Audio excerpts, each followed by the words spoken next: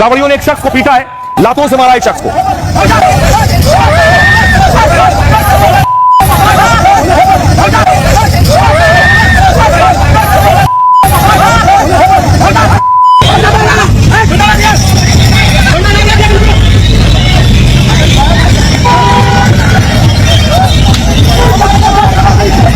कि कैसे कांवड़ियों के बीच देखिए हाथी पहुंच गया वहां। गजराज जो डीजे की आवाज सुनकर भड़क गए, उसके बाद ट्रैक्टर ट्रॉली पलटा दी।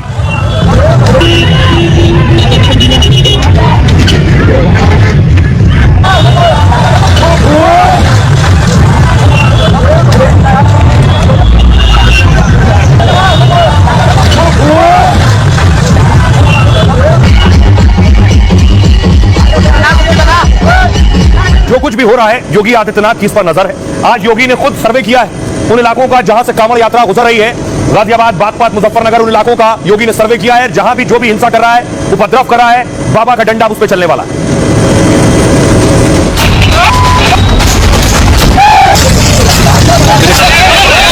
कांवड़ यात्रा को बदनाम करने के लिए कई उपद्रव का सहारा लिया है, तोड़फोड़ का सहारा लिया है, उनके खिलाफ बहुत सख्त कार्रवाई करने वाले हैं। कांवड़ में उत्पात और उपद्रव पर योगी ने कड़ा ऐलान कर दिया है। साफ कह दिया है कि साजिश वाले नपेंगे और सबके पोस्टर छपेंगे।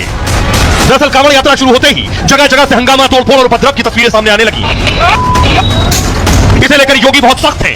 वो खुद कांवड़ यात्रा में उतरे, इंतजामों को परखा और फिर कड़ी नसीहत दे दी कि कांवड़ियों के वेश में जो भी उपद्रव मचाएगा वो बख्शा नहीं जाएगा। इसके लिए पूरे कांवड़ रूट और गड़बड़ी फैलाने वालों की तस्वीरें रिकॉर्ड हो रही हैं और कांवड़ यात्रा खत्म होते ही उनका होगा पोस्टर वाला इलाज। मतलब आस्था से खिलवाड़ और कानून तोड़ने वालों पर चलेगा योगी का हंटर।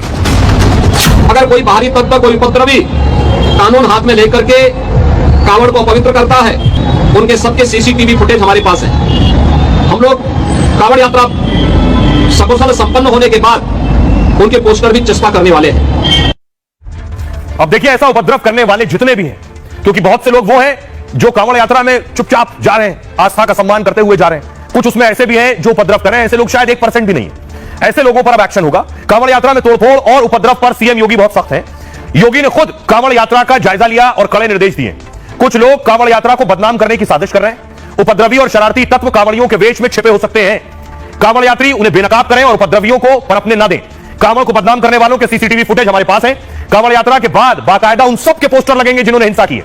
मतलब ऐसे उपद्रवियों के खिलाफ सख्त कार्रवाई करेंगे, उनसे नुकसान की भरपाई होगी और रासुका भी उन पर लग सकता है। कुछ असामाजिक तत्व सोशल मीडिया से भी साजिश में लगे।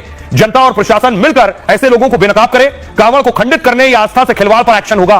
कांवड़ यात्रियों को भी अपनी जिम्मेदारी समझनी होगी। वो दूसरों का ख्याल रखें और रास्ते में गंदगी न फैलाएं। हम सबका यह दायित्व है कि एक दूसरे की परेशानी समझें। मतलब किसी तरह के विवाद या जाम से भी बचना चाहिए। शिव भक्त समझें कि वो कठिन परिश्रम से कांवड़ ला रहे हैं। वो ऐसा कोई काम ना करें जिसे शरारती तत्व मुद्दा बनाए। सुनिए जरा योगी आदित्यनाथ क्या कह रहे हैं और अयोध्या के सांसद अवधेश प्रसाद क्या कह रहे हैं।